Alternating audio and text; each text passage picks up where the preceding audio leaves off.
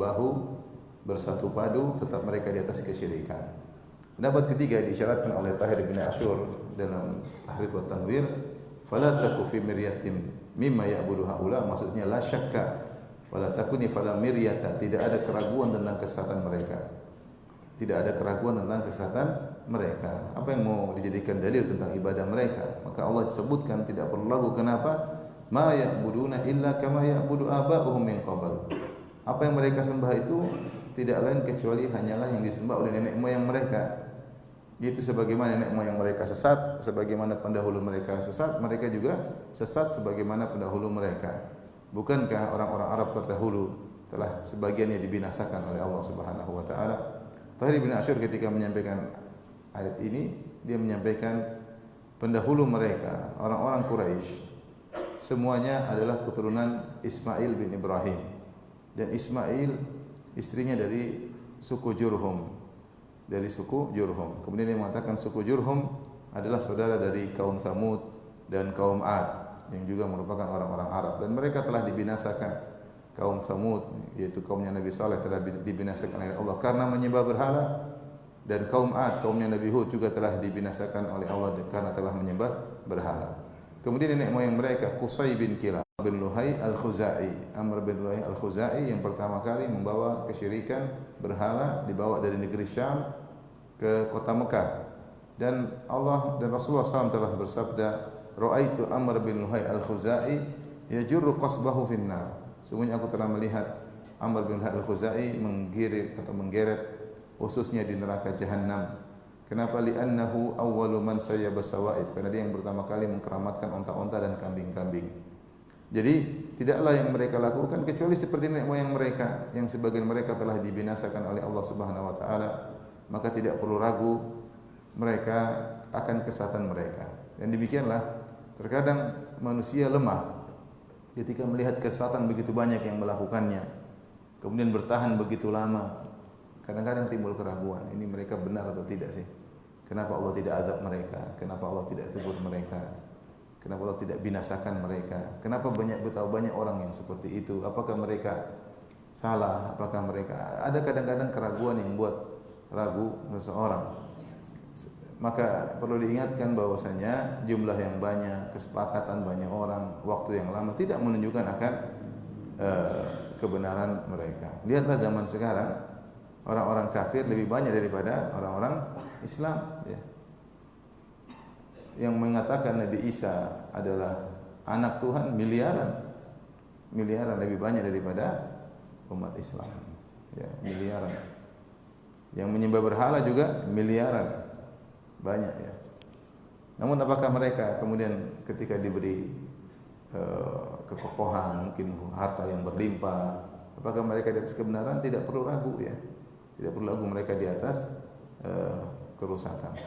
Jadi malam saya juga sempat bahas tentang Daulah Al-Fatimiyin atau Daulah Al-Ubaidiyin yang mereka berkuasa semenjak tahun sekitar 290-an sampai tahun 560-an. Itu hampir 300 tahun mereka berkuasa dan mereka menguasai Mesir, bahkan kekuasaan mereka begitu luas.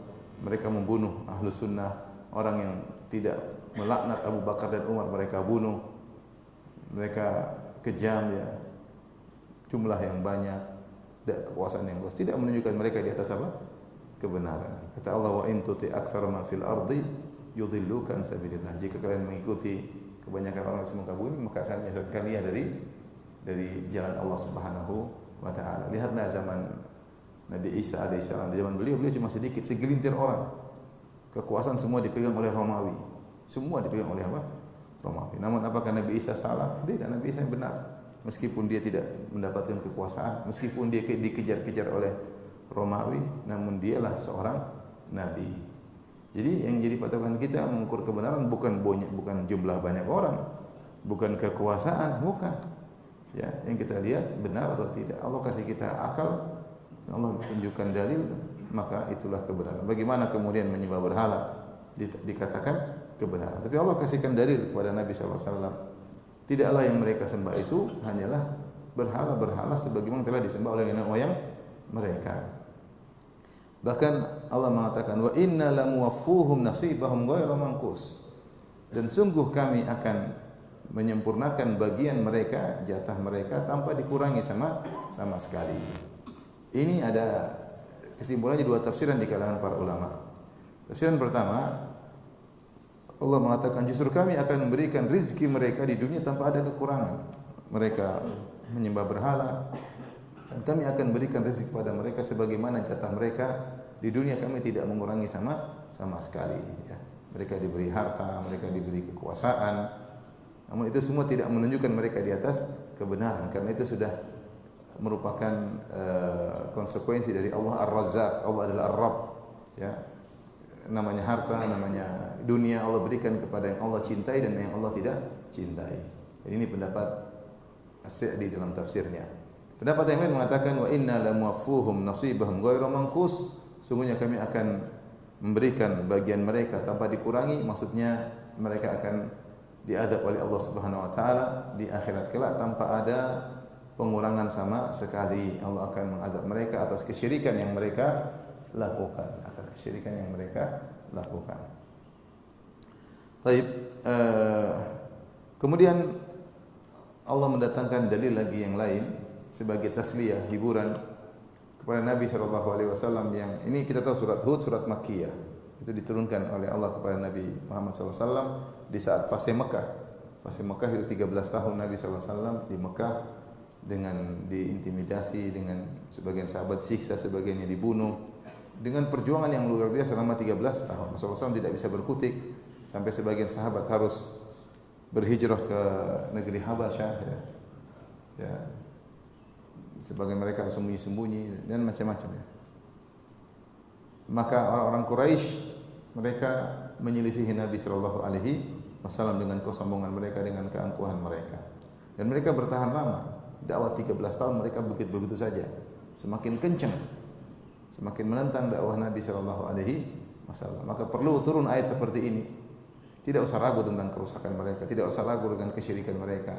Meskipun mereka bertahan lama, meskipun mereka bersatu pada dalam kesyirikan, toh apa yang mereka sembah itu hanyalah apa yang dilakukan oleh nenek moyang mereka. Kemudian Allah bawakan ayat berikutnya sebagai tasliyah, yaitu hiburan bagi Nabi SAW. Kata Allah, wa laqad ataina Musa al-kitaba fakhtulifa fihi. Sungguh kami telah turunkan atau kami telah berikan kepada Nabi Musa Alkitab. Maksudnya apa? Taurat. Apa kitab yang diturunkan kepada Nabi Musa? Taurat. Fakhtulifa fihi, dan diperselisihkan dalam kitab tersebut.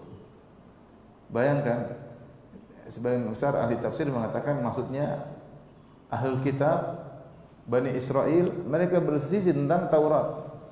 Padahal mereka dari satu suku, padahal mereka bernisbah, berafiliasi kepada Nabi Musa alaihissalam, toh mereka juga berselisih dalam Alkitab, dalam Taurat tersebut.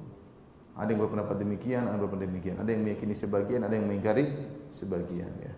Ada yang menyembunyikan sebagian, ada yang merubah tafsirnya. Mereka pun berselisih tentang Taurat, sehingga jadilah mereka berkelompok-kelompok, sebagaimana ma'ruf Yahudi dan Nasara berselisih. Ya. Ya, min ba'di ma ja'ahumul bayyinah, setelah datang kebenaran bagi mereka, justru mereka apa? Berselisih. Ya. Wala takunu kalladzina tafarraqu wakhtalafu min ba'di ma ja'ahumul bayyinah. Kata Allah Subhanahu wa taala, janganlah kalian bercerai-berai, berselisih, ya, seperti orang-orang ahlul kitab sebelumnya yang mereka bercerai-berai, berselisih setelah datang Taurat kepada mereka. Maksudnya apa? Allah Subhanahu wa taala memberi hiburan pada Nabi. Jangankan orang Quraisy menyelisih engkau wahai Rasulullah.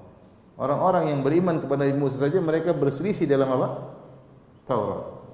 Maka min babi aula, lebih utama jika orang-orang Quraisy yang tidak beriman denganmu menyelisihi Al-Qur'an. Itu lebih utama. Sedangkan yang berafiliasi kepada Nabi Musa saja mereka berselisih tentang Taurat dengan berbagai macam ragam perselisihan, dan akhirnya menimbulkan firaq wa syiah, timbul berbagai macam kelompok. Apalagi orang-orang Quraisy, Arab-Arab di Jazirah Arab yang menyelisih Al-Qur'an. Kemudian kata Allah, walaula kalimatun sabaqat min rabbika laqudiya bainahum. Kalau bukan karena kalimat Allah yang telah berlalu, yaitu telah ditakdirkan dari Rabbmu, tentu telah dihukum di antara mereka mana yang benar mana yang salah. Tetapi ketika terjadi perselisihan di antara ahlul kitab setelah datangnya Taurat, maka dibiarkan begitu saja oleh Allah, nanti pengadilannya di akhirat. Karena sudah ditakdirkan oleh Allah bahwasanya tidak ada pengadilan di dunia tentang mana yang benar mana yang salah. Pengadilannya di mana? Di akhirat. Tapi sebenarnya telah diketahui mana yang benar mana yang salah. Wa innahum lafi syakkim minhu murib. Dan sungguhnya mereka benar-benar dalam keraguan terhadap Taurat, murib. Di sini ada dua pendapat tadi mengatakan sungguhnya Bani Israel sendiri ragu tentang Taurat mereka. Ya, terutama setelah terjadi penyimpangan, telah terjadi perubahan, mereka sendiri ragu dengan Taurat mereka. Ya, mereka ragu dengan Taurat mereka. Kalau lihat Taurat sekarang banyak hal yang apalagi yang sekarang ya, banyak hal yang aneh-aneh ya tentang para nabi, tentang Allah Subhanahu wa taala. Kemudian banyak hukum-hukum yang sudah dihilangkan dan tidak ada pembahasan tentang hari akhirat ya. Pendapat yang kedua, wa innahum la fi syakkim minhu murib, dan orang-orang kafir Quraisy dan orang-orang Arab yang menyelisih engkau wahai Rasulullah, sungguh-sungguh mereka benar-benar ragu tentang Al-Qur'an. Dan seakan-akan Allah berkata wajar jika mereka ragu tentang Al-Qur'an, sementara Bani Israel yang semuanya berafiliasi kepada Nabi Musa, mereka saja ragu tentang Taurat mereka. Mereka ragu tentang kitab suci mereka, apalagi orang-orang Quraisy terhadap Al-Qur'an. Kemudian kata Allah, wa inna kullal lamma la yuwaffiyannahum rabbuka a'malahum, dan sungguhnya masing-masing mereka yang berselisih itu ya, la yuwaffiyannahum rabbuka a'malahum, sungguhnya Tuhanmu akan menyempurnakan dengan balasan yang sempurna bagi mereka atas amal yang mereka perbuat. Semuanya akan ada pengadilan di akhirat. Yang menyembunyikan ayat akan ada hukumannya, yang menafsirkan ayat dengan dipalingkan takwil yang tidak benar akan ada hukumannya, yang mengingkari sebagian ayat juga akan ada hukumannya, yang menyembunyikan sebagian ayat juga akan ada hukumannya. Maka masing-masing ada hukumannya. Di dunia Allah tidak hukum ketika Bani Israel mereka berselisih terhadap Taurat dengan berbagai macam ragam pendapat mereka, Allah tidak hukum. Tapi kata Allah, wa inna kullan lamma la yuwaffiyannahum rabbuka a'malahum. Sungguh masing-masing di antara mereka Allah akan sempurnakan balasannya pada hari kiamat kelak. Innahu bima ya'maluna khabir. Sungguhnya Allah Subhanahu wa taala khabir, Maha mengetahui dengan detail apa yang mereka lakukan ya. Di antara nama-nama Allah adalah Khabir. Khabir mirip dengan alim ya, Maha mengetahui, tapi khabir lebih spesifik, maknanya adalah mengetahui dengan detail. Allah mengetahui dengan detail seluruh amalan mereka ya. Oleh karenanya akan Allah balas dengan sempurna. La yuwaffiyannahum rabbuka. Allah akan balas amalan mereka dengan sempurna. Tidak ada satu amal perbuatan yang terluputkan oleh Allah Subhanahu wa taala. Kenapa? Karena Allah adalah khabir, ya. Apapun yang diyakini, apapun yang diucapkan, apapun yang dilihat, apapun yang didengar diketahui oleh Allah Subhanahu wa taala. Baik, setelah itu Allah perintahkan kepada Nabi sallallahu alaihi wasallam, "Fastaqim kama umirt." Istiqamalah wahai engkau Muhammad sebagaimana yang kau diperintahkan. Yaitu jangan ikuti mereka, jangan terpengaruh dengan mereka, jangan berselisih terhadap Al-Qur'an ya. Istiqomahlah. Rasulullah SAW menghadapi umat ya, Quraisy yang mereka kekeh, kokoh di atas kesyirikan yang mereka lakukan, maka Allah mengatakan fastaqim kama umirt. Istiqomahlah sebagaimana engkau diperintahkan wahai Rasulullah. Di sini kemudian kata Allah, wa man taba ma'aka, dan orang-orang bertobat bersamamu. Maksudnya para sahabat. Dikatakan mereka bertobat karena mereka meninggalkan kesyirikan menuju keimanan. Maka dikatakan mereka bertobat. Wala tatghaw, dan janganlah melampaui batas dari tughyan. Jangan melampaui batas.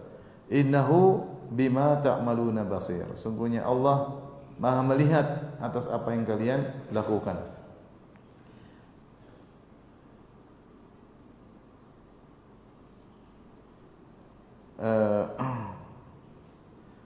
Fastaqim kama umirt, yaitu istiqomahlah engkau wahai Rasulullah sallallahu alaihi wasallam sebagaimana yang Allah perintahkan. Artinya dalam menjalankan agama ikutilah perintah Allah Subhanahu wa taala. Jangan kau istiqomah dengan caramu sendiri, tapi sebagaimana engkau diperintahkan. Diriwayatkan dalam Darimi, ya. Rawat Darimi kata Al-Qurtubi, Abu Muhammad fi Musnadihi dalam Musnad Ad-Darimi, an Utsman bin Hadir Al-Asdi, qala dakhaltu ala Ibni Abbas, aku menemui Ibnu Abbas radhiyallahu anhuma, fa qultu ausini, lalu aku berkata, wahai Ibnu Abbas, berilah wasiat kepadaku. Fa qala na'am, kata Ibnu Abbas, iya saya beri wasiat kepada engkau. Alaika bi taqwallah, hendaknya engkau bertakwa kepada Allah, wal istiqamah, dan hendaknya engkau istiqamah. Ittabi' wa la tabtadi'. Ikutlah sunnah, jangan kau bikin apa? Bid'ah. Ya. Ikutlah sunnah dan janganlah berbuat bid'ah. Ini isyarat dari Ibnu Abbas bahwasanya namanya istiqamah itu kita menjalankan ibadah sesuai dengan perintah Allah. Makanya Allah mengatakan fastaqim kama umirt. Istiqamahlah sebagaimana kau diperintahkan. Kenapa? Kan di sana banyak orang melakukan bid'ah, mau istiqamah tapi dengan cara bid'ah. Seperti orang sufiyah. Mereka ingin istiqamah, mereka berkhalwat dengan khalwat yang aturan yang mereka tulis, ya, mereka canangkan, masuk di tempat yang gelap, tidak boleh terkena cahaya sama sekali, kemudian tidak boleh makan ini selama sekian hari, tidak boleh berbicara. Kalau ada yang ngajak ngomong maka jangan digubris. Ini dari mana? Istiqamah model dari mana seperti ini? Ini istiqamah buatan mereka sendiri. Istiqamah buatan mereka sendiri, ya. Dan banyak orang berkreasi, ya. Sempat kemarin di YouTube juga mereka iktikaf, kemudian mereka ke Sidratul Muntaha. Jalan-jalan ke mana? Sidratul Muntaha. Keluar dari ini katanya, baru dari Sidratul Muntaha. Subhanallah. Ke Sidratul Muntaha gimana caranya? Jadi mereka bikin cara-cara ibadah tersendiri, ya. Maka tidak boleh seorang kalau istiqamah, istiqamahlah dengan cara yang diperintahkan oleh Allah Subhanahu wa taala. Sungguhnya apa yang Allah ajarkan kepada Nabi SAW itu adalah cara istiqomah yang paling sempurna. Cara istiqomah yang paling sempurna. Bukan dengan cara-cara baru yang dilakukan. Makanya Ibnu Abbas mengatakan, alaika bittaqwallah, hendaknya kau bertakwa kepada Allah, wal istiqamah, dan hendaknya kau istiqamah, ittabi' wa la tabtadi'.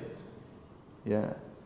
Ikutlah sunnah dan jangan engkau berbuat bid'ah. Dalam suatu riwayat, ya, qala Ibnu Abbas, ma nazala Rasulullah sallallahu alaihi wasallam, tidak ada ayat yang turun kepada Nabi sallallahu alaihi wasallam, ayatun, ma nazala Rasulullah sallallahu alaihi wasallam, ayatun hiya ashaddu wa la ashaqqu min hadhil ayah alaihi. Tidak ada ayat yang paling berat turun kepada Nabi seperti ayat ini, yaitu fastaqim, istiqomahlah. Karena sebagaimana kita tahu istiqomah bukan perkara yang mudah. Yang kita lihat zaman sekarang aja, kalau hijrah, banyak orang yang hijrah mudah dari maksiat, meninggalkan maksiat menuju ketakwaan. Tapi istiqomah di atas hijrah tersebut sulit. Sudah kita lihat banyak yang berguguran, banyak yang kembali lagi, ada yang lebih parah. Ya.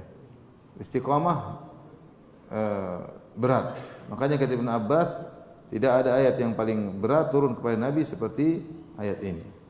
Walidzalika qala li ashabihi naqalu lahu.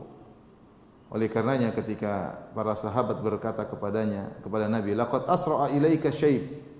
Bosnya uban cepat menimpamu wahai Rasulullah. Faqala syayyabatni Hudun wa akhwatuha. Sungguhnya surat Hud dan saudari-saudarinya telah membuat aku beruban. Itu seperti surat Al-Mursalat, surat Al-Waqiah, surat Amma Yatasaalun, ya.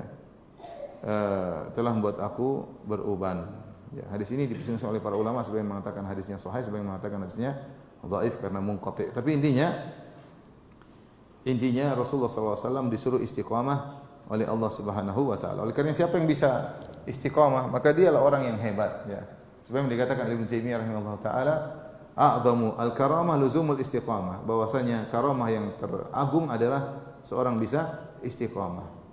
Ya, di setiap zaman, terutama zaman sekarang, setiap zaman siapa yang bisa istiqamah? Istiqamah dalam ketaatan, istiqamah meninggalkan kemaksiatan, maka itu orang yang terhebat. Itulah karamah yang paling besar. Bukan karamah yang paling besar bisa terbang, ya. Bukan karamah yang paling besar bisa menghilang.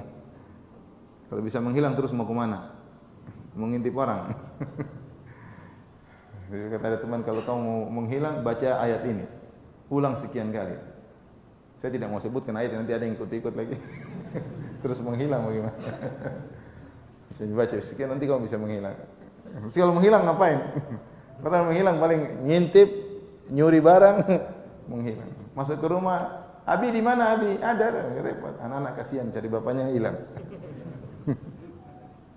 Apalagi dicari istrinya hilang. Oleh karenanya istiqomah teragung adalah bisa istiqomah. Kalau orang di zaman sekarang ternyata salat 5 waktu di masjid, salat subuh di masjid, selalu zikir pagi petang, baca Quran setiap hari, matanya tertunduk tidak melihat maksiat, ya. Istiqomah tidak nonton film Korea, istiqomah tidak nonton film India, ya. Itu luar biasa. Itulah karunia yang paling besar yang Allah berikan. Inilah yang pernah Nabi diperintahkan. Yang tidak ada ayat paling berat turun pada Nabi seperti ayat ini, fastaqim. Kalau ibadah, kapan-kapan kita bisa. Suruh ibadah semalam suntuk baca Quran bisa. Istiqomah, siapa yang bisa? Enggak gampang. Terutama hidup di zaman ini yang penuh dengan berbagai macam godaan. Kepo kita yang paling tinggi, pengin tahu ini, pengin tahu anu. Mata kita yang tidak berhenti melihat ini dan itu. Oleh karenanya, seorang kalau diberi karunia oleh Allah, istiqomah beribadah, istiqomah berbakti kepada orang tua, istiqomah mendidik anak-anak, istiqomah salat malam, maka itu adalah karunia terbesar. Hendaknya dia memuji Allah Subhanahu wa taala, ya. Ya. Tanda Allah mencintainya. Maka disebut dalam satu sejarah, dalam buku sejarah ada seorang budak, dia terbangun di malam hari, kemudian dia salat malam, kemudian dicari oleh majikannya. Kemudian dia berdoa dalam sujudnya, dia berkata, "Ya Allah, karena Engkau telah mencintaiku, maka begini. Maka majikannya yang orang soleh juga tegur, cari-cari ternyata lagi sholat. Kamu tadi berdoa begini, dari mana engkau tahu Allah mencintaimu? Kata dia, saya tahu karena aku bangun sholat malam sementara engkau tidur. Sementara engkau apa? Tidur. Aku dibangun oleh Allah sholat malam, berarti Allah cinta kepadaku. Oleh karenanya siapa yang bisa istiqomah ibadah, itu adalah karomah yang teragung. Kemudian Al-Qurtubi membawakan suatu riwayat, dia berkata, wa ruwiya an Abi Abdurrahman As-Sulami qala sami'tu Aba Ali As-Sirri atau As-Surri yaqul, ada seorang salaf berkata, ra'aitu an-nabiy sallallahu alaihi wasallam fil manami, dia cerita mimpi, aku lihat dalam mimpi ketemu dengan Nabi. Faqultu ya Rasulullah, ruwiya anka annaka qulta syayyabatni Hud. Wahai Rasulullah, diriwayatkan darimu bahwasanya engkau pernah berkata surat Hud telah membuat aku beruban. Faqala na'am, kata Nabi, iya benar. Faqultu lahu, mal ladzi syayyabaka minha? Ayat mana dari surat Hud yang buat engkau beruban? Qasasul anbiya wa halakal umam? Apakah karena disebutkan tentang kisah-kisah para nabi sebelumnya? Karena surat itu disebut kisah para nabi, disertai dengan binasanya umat-umat sebelumnya. Apakah itu yang buat engkau beruban wahai Rasulullah? Faqala la, walakin qauluhu, bukan itu, tapi adalah firman Allah, fastaqim kama umirt, istiqomahlah sebagaimana kau diperintahkan. Ini yang paling berat, ya. Bagaimana seorang bisa istiqomah? Makanya orang istiqomah itu pahalanya luar biasa di dunia maupun di akhirat. Di dunia kata Allah Subhanahu wa taala, ya, innal ladzina qalu rabbuna Allah tsumma istaqamu fala khaufun alaihim wa lahum yahzanun. Sungguhnya orang yang berkata kami beriman, kami istiqamah, maka tidak ada kekhawatiran atas mereka dan mereka tidak bersedih. Dalam ayat yang lain, tatanazzalu alaihimul malaikatu alla takhafu wa la tahzanu. Ketika mereka dalam sakaratul maut akan meninggal dunia, maka datanglah malaikat, turun banyak malaikat. Bukan satu, tatanazzalu, yaitu malaikat turun banyak untuk beri kabar gembira kepada dia. Alla takhafu wa la tahzanu. Jangan takut dan jangan bersedih. Wa absyiru bil jannati allati kuntum tu'adun. Ya, dan gembiralah dengan surga yang telah dijanjikan kepada kalian. Oleh karena ikhwan dan akhwat, nasihat buat saya pribadi dan juga pada antum sekalian, istiqamah di zaman sekarang. Kalau antum ada teman-teman buat antum tidak istiqamah, enggak usah teman sama dia. Benar. Bikin antum sibuk, enggak jadi baca Quran, enggak jadi ngaji, enggak usah teman sama dia. Masih banyak teman yang lain. Hidup cuma sekali, jangan spekulasi. Ya. Ada teman yang buat antum imannya semakin turun, semakin kok saya semakin bertambah umur, bertambah tahun, kok mikir dunia semakin besar, ya. Mikir dunia terus kapan mau pikir akhirat? Alhamdulillah rumah sudah ada, motor sudah ada, anak-anak juga sudah ada, istri juga sudah ada, badan juga sudah gemuk, terus mau cari apa lagi? Apa lagi mau dicari? Mau pikir dunia melulu. Kecuali ente kelaparan, istri kurus kerempeng, nggak boleh lah untuk cari dunia. Ini istri udah gemuk, sudah minum obat diet, mobil juga sudah ada, terus masih mikir dunia terus. Kapan mau istiqomah? Mikir dunia, mending mikir dunia untuk bikin pondok, enggak, mikir dunia bikin beli mobil baru, terus sampai kapan mau begitu? Ya. Makanya waktu kita berharga, kapan ada teman buat kita lalai dari istiqomah kepada Allah, tinggalkan teman tersebut. Masih banyak teman-teman yang lain. Kata Allah Subhanahu wa taala, wala tatagaw wa man taba ma'aka, dan istiqomahlah bersama orang-orang yang bersamamu. Ini butuh istiqomah, butuh teman. Istiqomah butuh apa? Teman.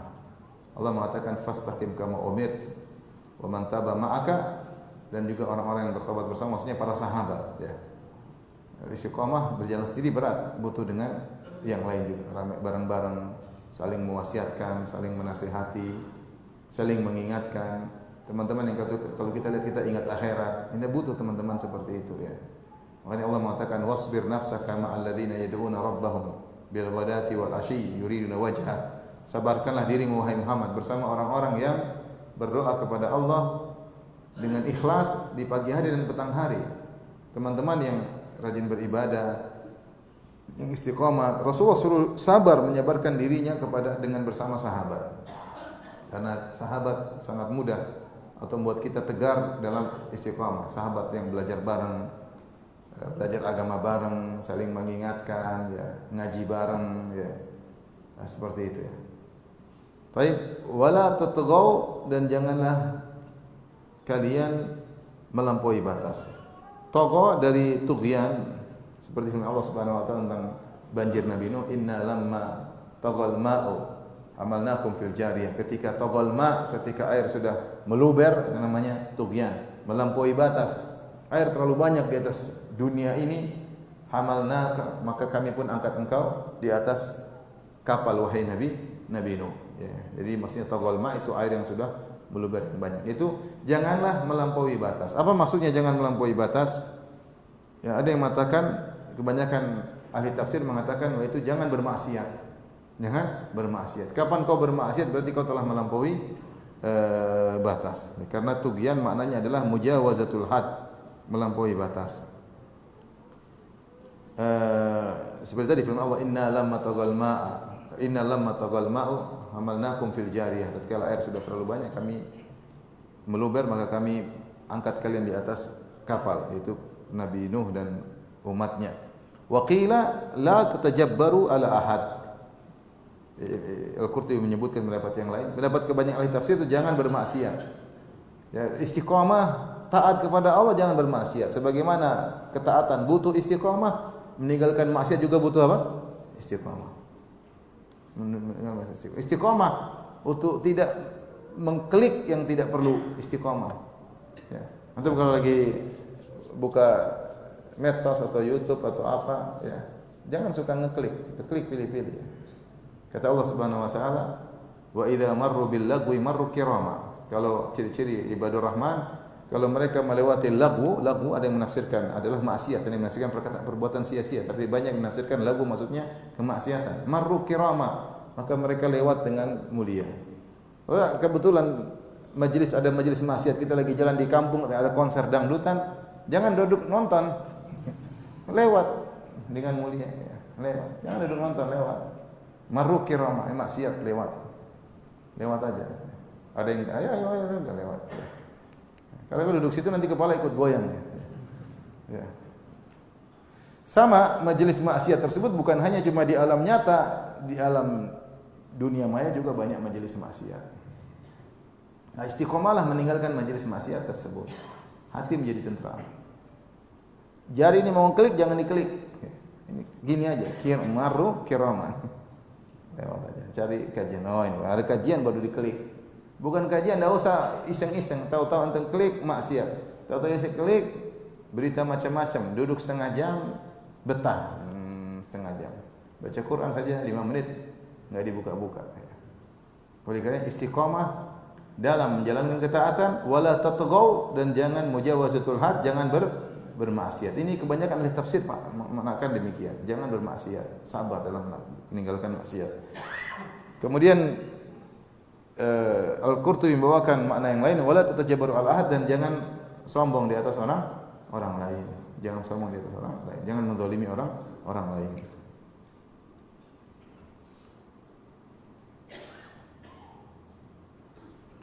Kemudian kata Allah Subhanahu wa taala, "Wala tarkanu ilal ladzina zalamu fatamassakumun nar wa ma lakum min dunillahi min awliya tsumma la tunsarun." Dan janganlah kamu atau kalian cenderung condong, rukun itu condong kepada orang-orang yang zalim, yang menyebabkan kamu disentuh oleh api neraka. Padahal sekali-sekali kamu tidak mempunyai penolong selain Allah Subhanahu wa taala. Tsumma la tunsarun, kemudian kalian tidak akan ditolong. Para ahli tafsir ya ketika mengatakan menafsirkan firman Allah wala tarkanu, itu janganlah condong ya. Condong kepada mereka maksudnya apa? Pertama ilal ladzina zalamu. Siapa yang maksud orang ilal ladzina zalamu? Ilal ladzina zalamu dibawakan pada dua makna. Adzalam maksudnya ilal ladzina asyraku, karena zulm maknanya adalah kesyirikan. Dan juga dibawakan makna ilal ladzina zalamu, zalam maksudnya adalah pelaku maksiat. Jangan condong kepada pelaku maksiat. Bahkan sebagian ulama membawakan kepada jangan condong kepada pelaku bid'ah, sebagaimana nanti akan nukilkan dari penjelasan Al-Qurtubi. Jadi jangan condong kepada pelaku kesyirikan, karena di antara makna zulm adalah kesyirikan, atau jangan condong kepada pelaku maksiat, atau jangan condong kepada para pelaku bid'ah, karena bid'ah adalah bagian dari maksiat ya. Dan di antara bentuk kecondongan adalah merasa nyaman dengan mereka, menyetujui perbuatan mereka, ridha dengan perbuatan mereka ya. Ini adalah kecondongan kepada mereka. Kenapa kalau condong kepada mereka? Allah ingatkan fatamassakumun nar. Kalau kalian seperti itu condong kepada mereka, maka kalian akan disentuh dengan api neraka.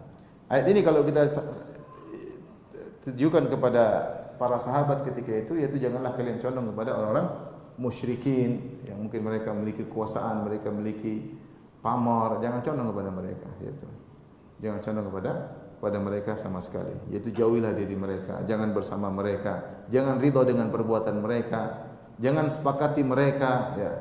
Kenapa? Kapan kau sepakat, kapan kau ridha, fatamassukumun nar, maka kalian akan disentuh oleh api neraka jahanam. Kalau sekedar condong menyebabkan seorang disentuh dengan api neraka jahanam, apalagi melakukan kezaliman tersebut.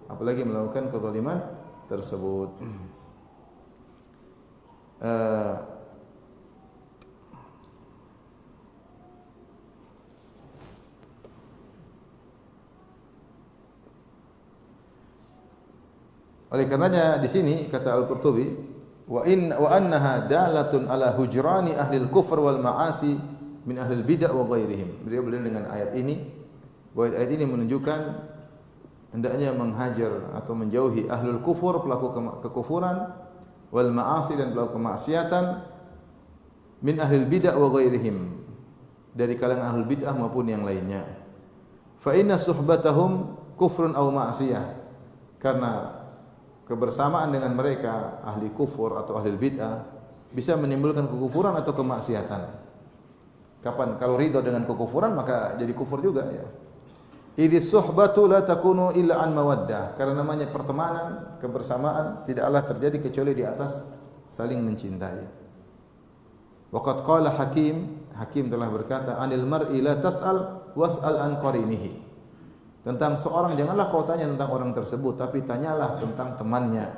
Fa kullu qarinin bil muqaran yuqtada atau yaqtadi. Karena setiap seorang hanyalah mengikuti temannya. Jadi kalau ingin tahu hakikat seorang, tanya tentang temannya. Kalau temannya ternyata begini-begini, teman dekatnya, berarti dia juga seperti itu. Isyarat kepada hadis Nabi SAW, al-mar'u ala dini khalilihi. Seorang di atas agama teman dekatnya. Ya. Ini dalil bahwasanya seorang jangan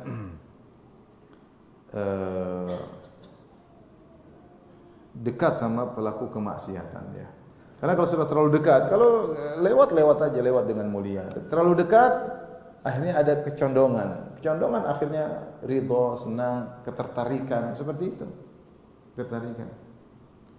Seorang kalau bergaul dengan ahlul bidah misalnya, keramaian ahlul bidah, lama-lama benar juga ya, condong juga. Akhirnya dia malah tidak kokoh di atas apa? Sunnah ya. Paling tidak dia diam, pekewuh, tidak bisa menegur. Akhirnya orang melakukan apa dia diam aja, orang melakukan apa dia diam aja. Mau zikir joget-joget, ya diam aja, enggak berani tegur. Enggak berani apa? Tegur. Ya, bahkan mungkin melakukan kesyirikan akhirnya pun diam ya. Maka tidak boleh seorang condong ya kepada pelaku maksiat, pelaku kezaliman.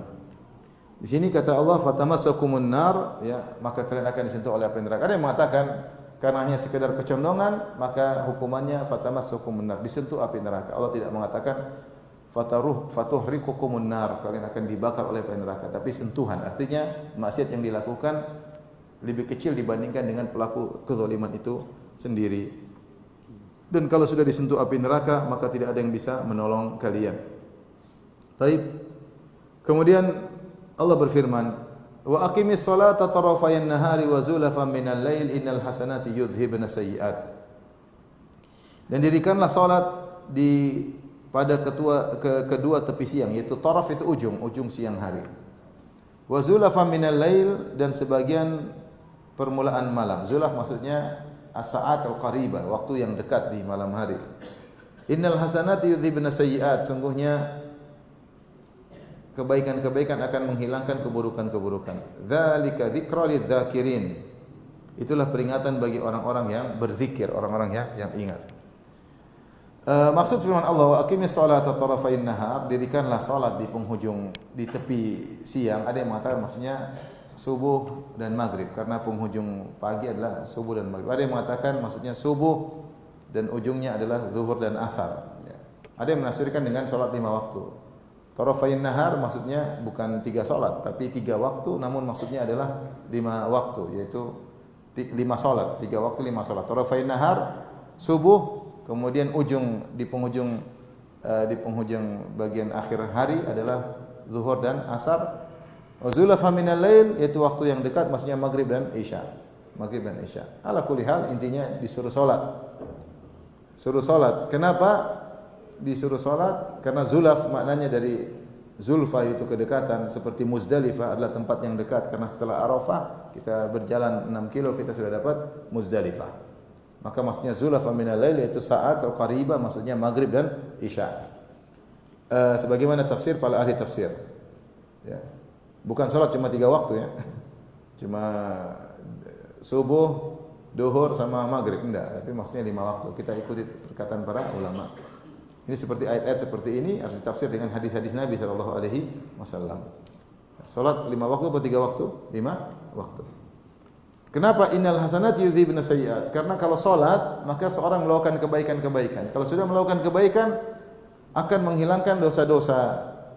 Dzalika dzikra, ini adalah peringatan. Dzikra yaitu dari tazkir, peringatan lidzakirin, bagi orang-orang yang berzikir. Kenapa? Karena yang bisa mengambil faedah peringatan adalah orang yang suka berzikir kepada Allah.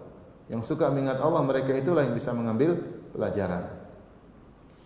Ini dalil bahwasanya di antara yang bisa menghapuskan dosa-dosa adalah al-hasanatul mahiyah. Para ulama memberi istilah dengan al-hasanatul mahiyah, yaitu kebaikan-kebaikan yang bisa menghilangkan dosa-dosa, dan itu banyak sekali dalam hadis, banyak sekali. Semisal ayat ini, firman Allah Subhanahu wa taala, "Walau anna ahlal kitabi amanu wattaqau lakaffarna anhum sayyi'atihim wa la adkhalnahum jannatin na'im." Seandainya ahlul kitab beriman dan bertakwa, sungguh kami akan menghapuskan dosa-dosa mereka. Jadi seorang melakukan kebaikan-kebaikan, dosa-dosanya bisa terhapus.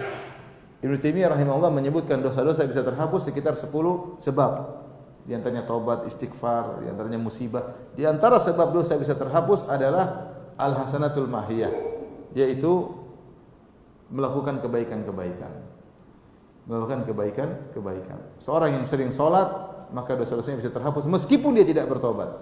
Meskipun dia tidak bertobat. Oleh karenanya para ulama membawakan hadis tentang turunnya ayat ini atau di antara sebab turunnya ayat ini tentang seorang sahabat yang dia berada di penghujung kota Madinah, tiba-tiba ada seorang wanita yang jualan korma. Jualan korma, tiba-tiba dia tertarik dengan wanita tersebut. Bahkan dalam sebagian riwayat wanita ini suaminya sedang berjihad. Dia tertarik dengan wanita tersebut, tiba-tiba dia bilang, "Korma, coba bawa kormanya dalam rumah. Korma di rumahku lebih bagus." Wanita tersebut masuk, tiba-tiba dia tergoda karena hasrat bisa muncul tiba-tiba. Maka dia tiba-tiba mencium wanita tersebut, dia sentuh wanita tersebut, mungkin dia menggerayangi sebentar, kemudian dia ingat, kemudian dia takut kepada Allah Subhanahu wa taala, tidak sampai dizinai. Dia datang kepada Nabi sallallahu alaihi wasallam, kemudian mengatakan, "Ya Rasulullah, asabtu haddan min hududillah, hakim alayya." Ya. Atau sucikanlah diriku, ya Allah aku telah melanggar, ya Rasulullah aku telah melanggar. Sebelumnya datang kepada Abu Bakar, ya Abu Bakar, saya ingin kata Rasulullah, kata Abu Bakar, ustur an nafsik, tutup dirimu, wala tukhbir ahadan, jangan cerita sama orang. Udah itu bertobat, watub, kata Abu Bakar, ustur an nafsik, watub, wala tukhbir ahadan. Jangan cerita sama orang, bertobatlah. Tapi dia gelisah, dia masih ragu apakah diterima tobatnya tidak. Dia pergi ke Umar. Umar bilang sama, tutup dirimu, jangan cerita sama orang dan bertobatlah. Akhirnya datang kepada Nabi. Maka dia cerita kepada Nabi, "Apa kau berzina?" Dia tidak berzina, tapi saya mencium. Maka akhirnya Rasulullah tidak memberi jawaban, kemudian diikomatkan, kemudian salat. Sebagai riwayat salat asar. Maka dia pun salat asar, setelah salat asar, maka turunlah firman ini, firman ayat ini. Firman Allah, "Wa aqimis salata tarafayn nahari wa zulafan minal laili hasanatu yudhhibna sayyi'at." Maka kamu telah diampuni. Orang ini berkata, "Ya Rasulullah, pakai ini ayat untuk saya saja?" Kata Nabi, "Tidak, bahkan untuk seluruh umat Islam, bukan cuma untuk kamu." Ini dalil bahwasanya orang yang sering salat maka dosa-dosanya akan terampuni. Kata Rasulullah SAW, ya, "Lau ara'aitum law anna ahadakum walau anna bi babi ahadikum nahran yaktasilu minhu khamsa marrat hal yabqa min daranihi syai'." Bagaimana menurut kalian kalau seandainya di depan pintu rumah salah seorang dari kalian ada sungai yang bersih, kemudian dia mandi 5 kali sehari, apakah tersisa kotoran? Jawabannya tentu tidak. Orang yang salat 5 waktu terus, apalagi di masjid, apalagi berjamaah, maka dosanya akan terampuni. Apalagi berjamaah. Maka seorang berusaha salat berjamaah. Di antara cerita yang menarik atau di antara perbuatan sebagian ulama diriwayatkan dari Abu Ja'far At-Tahawi. Abu Ja'far At-Tahawi, pemilik kitab Aqidah Tahawiyah. Beliau kalau terlambat salat berjamaah, beliau salat di rumah 27 kali.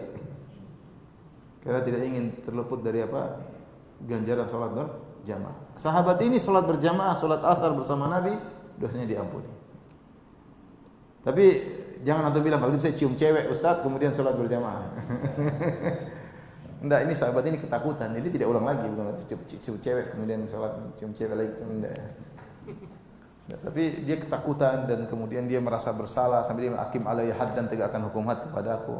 Ternyata dengan salat 5 waktu yang mudah. Tapi syaratnya kata para ulama, syaratnya bisa berlaku ini, ya, syarat dan ketentuan berlaku. Al-hasanatul mahiyah, bahwasanya amal-amal kebajikan bisa menghapuskan dosa-dosa meskipun kita tidak istighfar, meskipun kita tidak bertobat. Syaratnya harus meninggalkan dosa besar. Kalau tidak meninggalkan dosa besar maka tidak berlaku. Kenapa? Rasulullah SAW berkata, "As-salatul khams, Ramadan ila Ramadan, umrah ila umrah, ya, Jumat ila Jumat, kafaratun lima bainahunna idza ijtunibatil kaba'ir."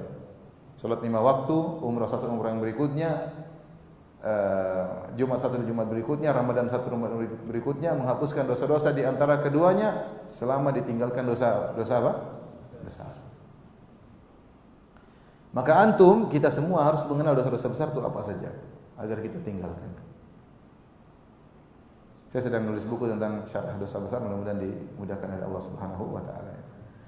Nah, kalau kita kenal dosa-dosa besar, kita tinggalkan, insyaallah dosa kita diampuni. Allah mengatakan, "In tajtanibu kaba'ir ma tunhauna anhu nukaffir ankum sayi'atikum wa nudkhilkum mudkhalan karima." Kalau kalian meninggalkan dosa-dosa besar yang kalian dilarang, maka kami akan ampuni dosa-dosa kalian, dosa-dosa kecil kalian, dan kami masukkan kalian dalam surga. Dalam ayat yang lain, "Alladzina yajtanibuna kaba'iral itsmi wal fawahisha illa lamam inna rabbaka wasi'ul maghfirah." Dalam surat An-Najm. Dan orang-orang yang meninggalkan dosa-dosa besar illa lamam, kecuali dosa kecil tidak bisa ditinggalkan. Melihat, menyentuh, dosa-dosa kecil, sedikit dusta, salah ngomong, yang tidak bisa ditinggalkan, disebut dengan lamam, yaitu dosa-dosa yang tidak bisa ditinggalkan oleh manusia karena interaksinya. Tapi kata Allah, kalau kau meninggalkan dosa-dosa besar, maka kau akan diampuni. Inna rabbaka wasi'ul maghfirah, sungguhnya Rabbmu maha luas ampunannya. Maka seorang berusaha meninggalkan dosa besar, kemudian perbanyak al-hasanatul mahiyah. Salat 5 waktu, kemudian umrah, puasa, kalau bisa haji ya. Maka ini semua bisa menghapuskan apa? Dosa-dosa. Kemudian kata Allah, "Dzalika dzikra lidzakirin." Ini adalah peringatan bagi para ahli zikir, yaitu orang suka berzikir. Kenapa dikhususkan zakirin? Karena mereka yang sering ingat Allah, mereka yang mudah untuk mengambil pelajaran. Orang yang tidak suka ingat Allah, kepala batu dikasih tahu. Ya. Tapi kalau orang yang suka ingat Allah, mereka mudah dikasih tahu, ya, diberi peringatan. Kemudian kata Allah, "Wasbir fa innallaha la yudhi'u ajral muhsinin." Bersabarlah engkau wahai Muhammad. Sungguhnya Allah tidak akan menyia-nyiakan ganjaran bagi orang-orang yang berbuat ihsan, ya. Bersabarlah dalam berdakwah, bersabarlah dalam menghadapi gangguan mereka, Abu Jahal dan teman-temannya. Bersabarlah dalam meninggalkan kemaksiatan, ya. Sungguhnya Allah tidak akan menyia-nyiakan ganjaran bagi orang yang berbuat ihsan. Allah akan detail memberi ganjaran terhadap pahala. Oleh karenanya dalam hidup ini kita bersabar, sabar ngaji, sabar baca Quran, sabar ikut pengajian, sabar bakti sama orang tua, ya. Sabar zikir pagi petang, sabar baca buku, ya. Sabar berdakwah, sabar jadi panitia pengajian, ya. Semuanya butuh kesabaran. Sabar jadi suami soleh, ya. Ya. Bukan suami soleha, ya, suami soleh. Sabar jadi istri soleha, sabar tidak mengangkat suara kepada suami. Sabar. Hidup ini penuh apa? Kesabaran. Karena semua yang kita sabari tersebut akan ada ganjarannya. Demikian saja. Allah Ta'ala apa yang bisa sampaikan. InsyaAllah pertemuan sekali lagi kita selesai dari surat Hud. Masih ada satu pertemuan lagi. Kalau ada yang bertanya saya persilahkan. Tolong dimatikan live-nya.